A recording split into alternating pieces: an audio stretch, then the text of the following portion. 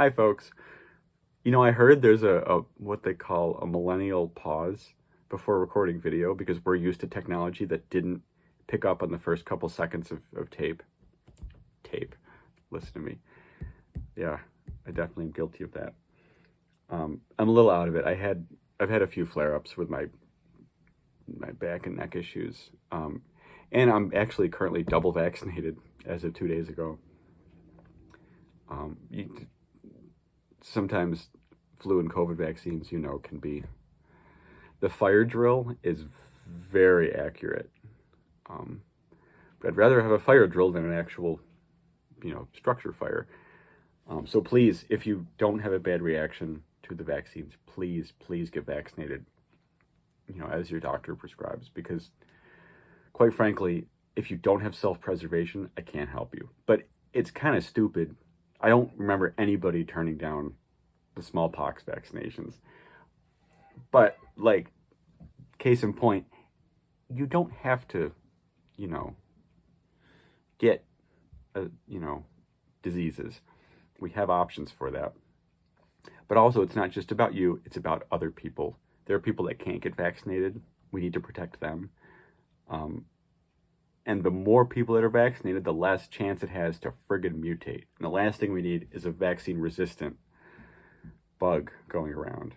I mean, that already happened with antibiotics, and that's a scary thing. Anyways, please help the community. Please help your neighbors, and please help yourself. After that PSA, I'm here to talk about lightsabers. And I have coffee this time. So I was thinking about this when I was grabbing stuff earlier, that my first lightsaber that I technically made was right around the millennium, around 20 years ago. And I was too young to hold a Dremel. We had a family friend that was good with tools that helped out.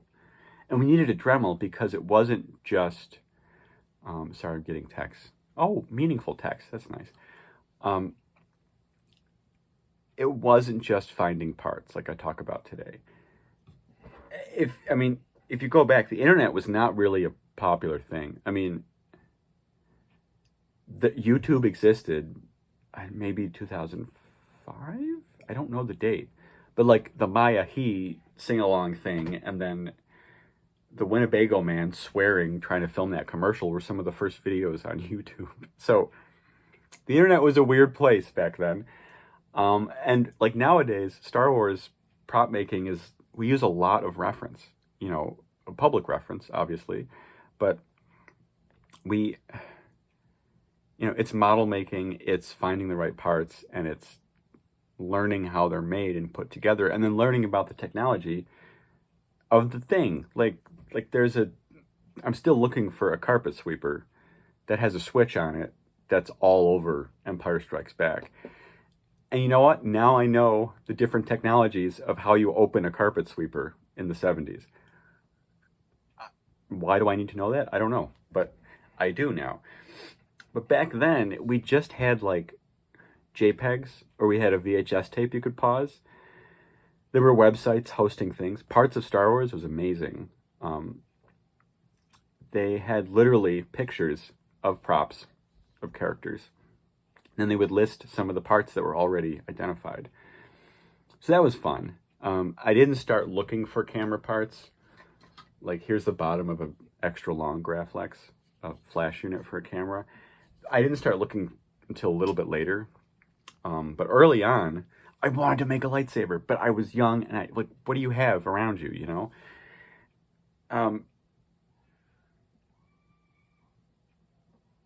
Someone's screaming and they're really happy. I don't know what happened next door.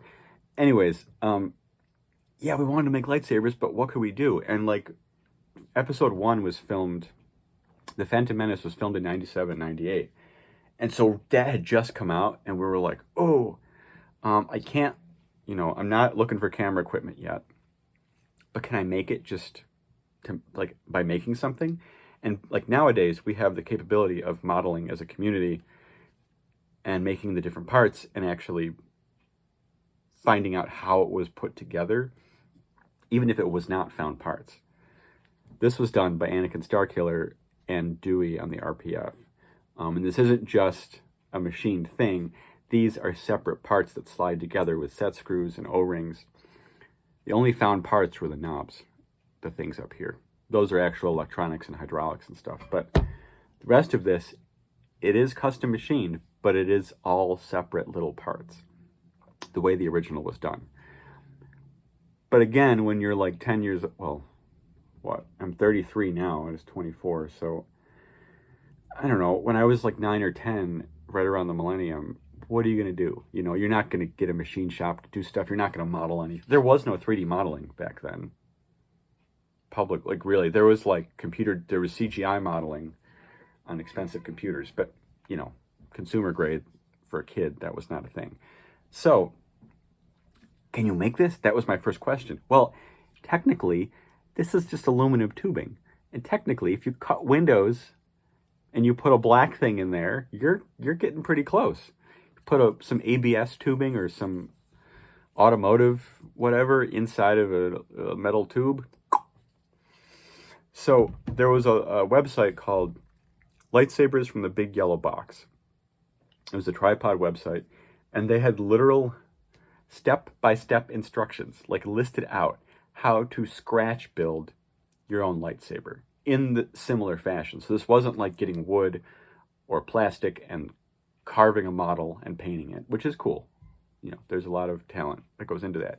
This was literally building metal parts and rubber parts and plastic parts and sliding them all together to make a thing. And I cannot find it for the life of me. We still have my first lightsaber somewhere. It was a copy of this Obi-Wan Kenobi Phantom Menace lightsaber. Really like 10 foot away, close enough copy. But it was my first experience with getting stuff and cutting it up and sliding it together to make a thing. Granted, it was sync tubing from a hardware store.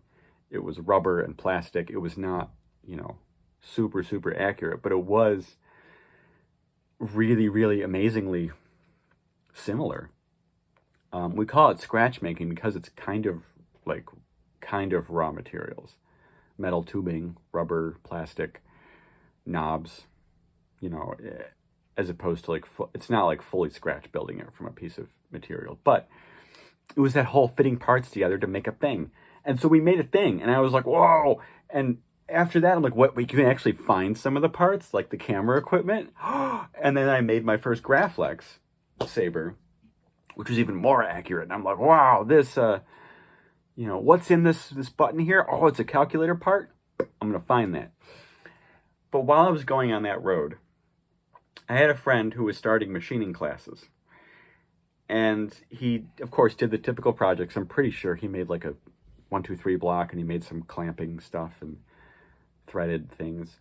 But he wanted a term or end of year project. And I said, you know, back in the 90s, I think the username was Darth Lars, but don't quote me on that directly. It's some username put up with the best information we had at the time, a JPEG on the early replica prop forum, and it was a cutout of Luke's lightsaber, or a blueprint. It would be this thing, right?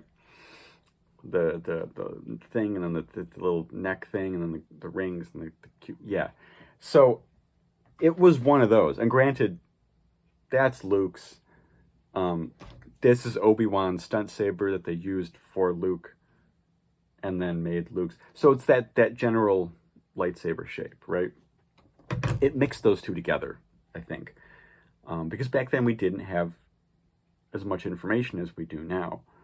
So I think what they did, maybe as a community, maybe on their own, they blew up screenshots from a VHS tape or from, you know, pictures that are floating around the early internet, and they guesstimated all the dimensions, the lengths, the diameters of the different sections.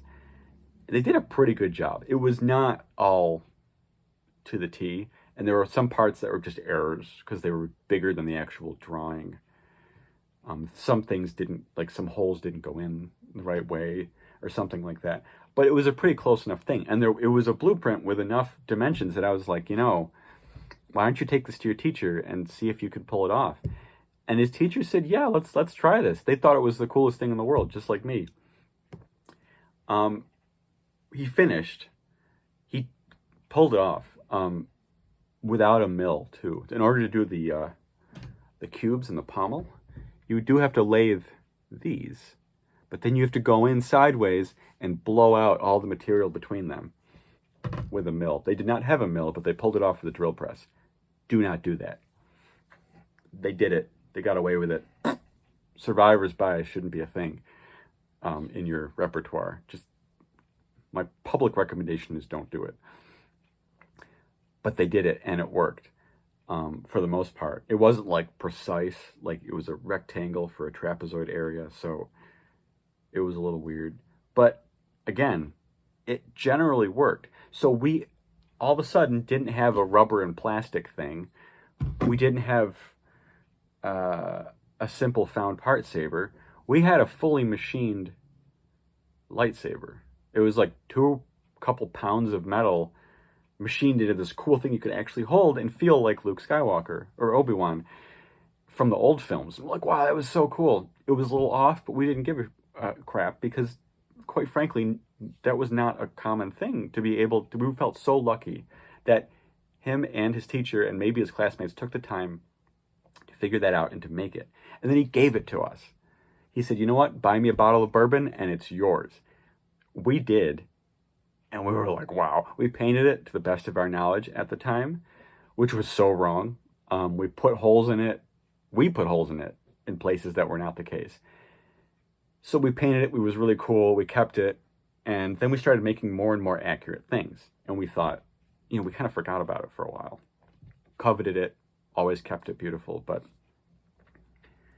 recently, I had like a pause in projects and when I feel like crap and I'm going through a flare-up, sometimes I distract myself with like research ideas, brainstorming, things like that. And I looked over at my wine rack and I saw this saber. Some things are different now. I have a lathe now. It's very small. I can't actually work a big lathe. It's very small. Thankfully, it's an education lathe, so it's really heavy. There was a company in China making them for classrooms and stuff, so I got one of those. And so I can make things that are up to like 3 inches in diameter and like maybe this long or whatever, or work on things. Now, this thing was like, it's like freaking 11 inches long. You need industrial-sized lathes to do that. You cannot get the $800 one from Harbor Freight and do this. It's just too big.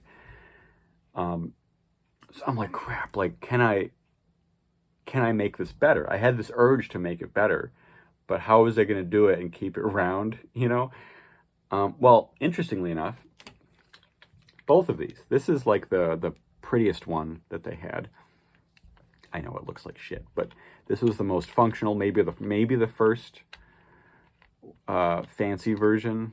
I don't know. It was the nicest in A New Hope, right? Compared to like the rehearsal stunts, which were not trimmed down. This got a bit more attention. But both of these, a lot of them, the emitters have separated. I think they cracked in use and then they cut them off out of safety and replaced them or machined a new one or used them from another cast or whatever. I think they were separated during filming. We don't really know. But these both have separate emitters. And I'm like, wait a minute. If I'm going to make this more and more accurate, why don't I separate the emitter? And then I can at least work on some of it on the lathe. So I did. Now these things have set screws up here and down on the neck here because there's a piece of steel holding the body and the emitter together like a spine. Can I pull that off? Well, this was the last project on my old drill press because it keeps drilling crooked. I don't know if it's the drill press moving or if the bit is bending or the piece locked into its vise is moving. I really cannot tell, but this was the last project because it was one more crooked hole and I'm like, oh my gosh, okay, I need to fix this. Anyways, I was able to manage to kind of finagle a repair to my crooked hole. So I took the emitter off and I put it on my chuck and skimmed it. And then because the flanges, the ratios of the flanges matter when it comes to this lightsaber, they were a little off. Like they weren't quite to my liking. So I took it and I cut the flanges to be a more accurate shape and then put some set screws in it. Now doing this, I took all the paint off. I made it a plug here, just like on the V2. I don't know if you can see this because this was lathed. You can see the rings on it. Is it going to focus? Maybe not. You can kind of see the rings on it there. So that I successfully was able to make a plug, put set screws in it. You'll notice there's still paint on this because this was able to fit in my lathe. This was not. So I put this in a hand drill with a piece of steel drilled into it and was able to sand it off. Here's a really bad replica clamp that I just put on it for kicks. And then the pommel. I fixed the cubes a bit more. You can see here, they were a bit shaped. I took these pommel cubes and ran them through a few grinding belts to be a better shape, a more trapezoidal shape, which was really cool. And then last but not least, I learned to blank holes even better. Now, granted, I used brass on this one. Where is it? There it is. You almost can't tell. Man, I'm sorry, it's so blurry. But this was a D-ring hole that was way too close to the edge. There was a hole down here.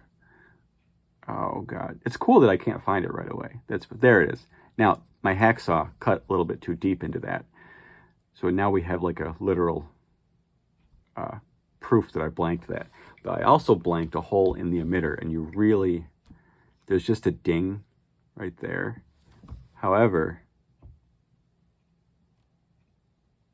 the ding was from something else. The actual hole is right like there, and you really cannot tell. Yeah. So I was able to drill these holes out, blank them, then start machining. And this emitter, this is a very small emitter section. Again, those blueprints were not perfect, but I took the emitter plate down and this a little bit to better match them. And I love that those blueprints had a very thick first ring, which I find lovely and hilarious at the same time. So that's a very unique characteristic of this hilt. Now it is all metal. It's colored. It's all metal colored now because I stripped our really bad paint job off of it. This is now separate, held on with set screws, with a steel rod running all the way down to about here. Good enough. Now this rattles a little bit like the originals, which I think is a very magical part of them. I got to put something in the clamp here, some kind of card. But it's time to put a D-ring in this now, and it's time to paint it. I added a lot more dings by accident because machining this was not a pretty experience. I can only do so much with my neck issues, but also like I don't have a real machine shop, so I had to finagle most of this. This rod I got from across the street when somebody moved out and dumped their entire apartment on the curb. There was a steel rod in there. I don't even know. It's got some like coating on it. It's obviously mild steel, but there's like a plasticky feeling on the outside of it. I don't even know what the hell it is, but it is steel. Out of the mud, right at the curb. And now, his name is Al, my old friend. Al's beautiful machining project is even more accurate than it was before.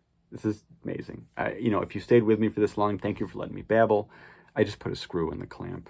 I don't know where the levers are for this one, so it's good enough for now. But yeah, this needs some paint. This needs an accurate paint job. Now, if I hold it up here, it's so freaking cool. So if Al ever sees this video, now that it's on the internet forever, thank you. And I really enjoyed the opportunity to remachine this, to some aluminum, make a plug here for it that goes down into the emitter about that far. I was able to drill this. I was able to mess this up and then try to fix it, which I think I did pretty well. But yeah, thank you, Al. This holds a special place in my collection. I'm never going to sell it. It's never going anywhere. Partially because it was a gift, partially because it is amazing, and there's no other lightsaber like this out there. Because it's handmade, and it's someone's special artwork. And, you know, also because of the history. This is literally a lesson in the timeline of what reference was available when and the results given from that. It's really cool. So thank you, Al. Thank you for watching and hanging out with me for, good God, 20 minutes. And now, this is on the internet forever. Al's amazing lightsaber work is now a bit more close to the real filming props. Look at that. Thank you, Al. And thank you, everybody. I'll see you later. Woo. You got to do it, right? You got to do it.